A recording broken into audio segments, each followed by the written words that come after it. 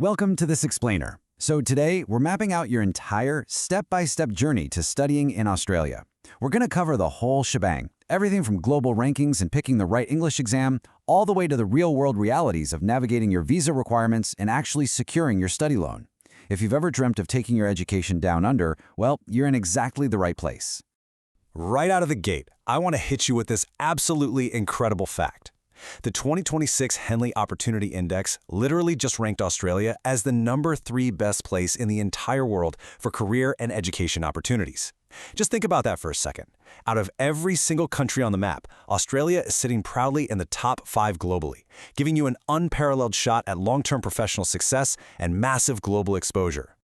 Okay, let's take a quick look at our roadmap. We've got 5 main stops. First, the Australian advantage. Second, English exams compared. Third, navigating visa score minimums. Fourth, the true cost of education. And finally, securing your study loan. All right, let's jump straight into part 1, the Australian advantage, and validate that dream of yours. As you can see, Australia truly stands shoulder to shoulder with the absolute best of the best. You've got Switzerland at the top with a score of 86, Singapore right there at 81, and Australia hot on their heels with an 80. Now, what this index actually measures is how likely you are to succeed professionally after you study. Australia gives you this perfect golden combination of globally recognized universities, massive earning potential, stellar job markets, and, incredibly high livability. It's definitely not just about getting a piece of paper. It's about that global exposure and exactly where your degree takes you when you hit the job market. Moving on to part 2, let's talk about English exams compared, basically clearing your very first hurdle. So when comparing your test options to get admission into these top-tier Australian universities, it honestly comes down to how you perform under pressure. On one side of the ring, we have IELTS. It uses a super familiar 4-section pattern: listening, reading, writing, and speaking, and you're face-to-face with a human examiner. Honestly, its biggest superpower is the one-skill retake. If you mess up just one section, no sweat, you don't have to retake the whole $400 exam. Now, on the flip side, we have PTE Academic. This one is entirely AI scored. It's highly predictable, completely strategy-driven, and gives you lightning-fast results in just 48 to 72 hours. But catch this, there are no partial retakes. You really have to choose the format that best fits your own test-taking style. And hey, to prepare for whichever one you choose, you'll definitely want to immerse yourself in English. Read relevant books, newspapers, and magazines to really get that fluency up. Now, if you decide to go with the TOEFL exam instead, you need to be incredibly careful. Listen to this. You must explicitly check the box stating "Taking TOEFL for Australia" during your registration process. If you forget this one little step, the Department of Home Affairs might literally just reject your score, even if you absolutely aced the test. It's a super easy mistake to make, and unfortunately, it cannot be corrected after the fact. So watch out for that. Okay, Section 3, Navigating Visa Score Minimums, or as I like to call it, the floor versus the target. You really want to pay close attention to the gap here.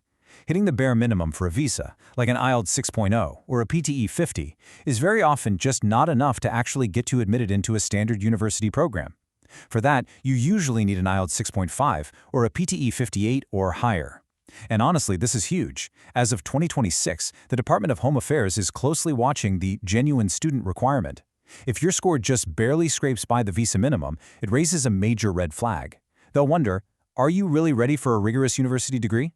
You absolutely must aim for those higher university entry scores to secure your enrollment, prove your academic intent, and just breeze right through that visa processing. But hey, what actually happens if you take the test and your score falls just a bit short? Do not panic. There is a built-in safety net called ELICOS, which stands for English Language Intensive Courses for Overseas Students. Basically, by packaging your main university course with just 10 weeks of an ELICOS program, your required IELTS visa minimum drops from a 6.0 down to a much more manageable 5.5. It's an incredibly smart strategic pathway to get you to Australia even if your initial test scores aren't exactly perfect. All right, let's look at part 4, the true cost of education, where we budget for reality.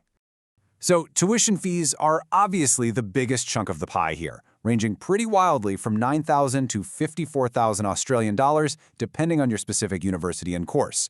But the slice of the pie you absolutely cannot ignore is your living costs. Beyond tuition, you need to budget around 1,600 Australian dollars every single month. That's roughly 19,200 a year just for basic living expenses like food, transport, and off-campus rent.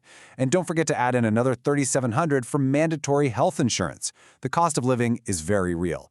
Now, while a ton of students offset this with part-time jobs, and there are great earning opportunities on and off campus, you still really need to have this baseline funded. Which brings us right to part 5, securing your study loan, essentially fueling your entire journey. There is a huge misconception out there that education loans only cover your university tuition. Honestly, that's simply not true. A comprehensive education loan from major banks is designed to cover almost the whole shebang. We're talking on or off-campus accommodation, those hefty university caution deposits, your one-way flight tickets, mandatory study tours, and get this, even the cost of a brand new laptop and your textbooks.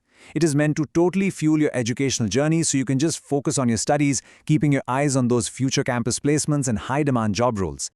When you're choosing a loan, you've got a major strategic choice to make. You can go for a secured loan, which basically means you put up some collateral, like property or fixed deposits. The huge benefit here is a much lower interest rate, usually starting right around 9.7%. Alternatively, you can opt for an unsecured loan. This protects your family's assets because no collateral is required at all.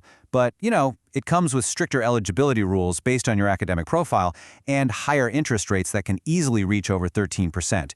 You've really got to balance the risk against the monthly cost. So how does this actually work? Let's break it down into an actionable 4-step plan. First, you research and thoroughly compare your lenders. Second, once you have your official university admission letter, you submit it right along with your co-applicant's financial documents. Third, the bank verifies everything and issues a sanction letter. And by the way, that letter actually acts as your proof of funds for your visa. Super helpful. Finally, step 4. The funds are dispersed by the bank directly to your Australian university. It's a highly structured, step-by-step process designed to get you enrolled as smoothly as possible. As we wrap up this explainer, I want to leave you with one final thought. You now know exactly why Australia is a top-tier global destination. You know how the English exams work, how to navigate those tricky visa minimums, exactly what it costs to live there, and how to fund the entire adventure. So, take a moment today to really evaluate your testing strengths. Explore your financial loan options. Have you booked your test and found your financial fit to claim your spot?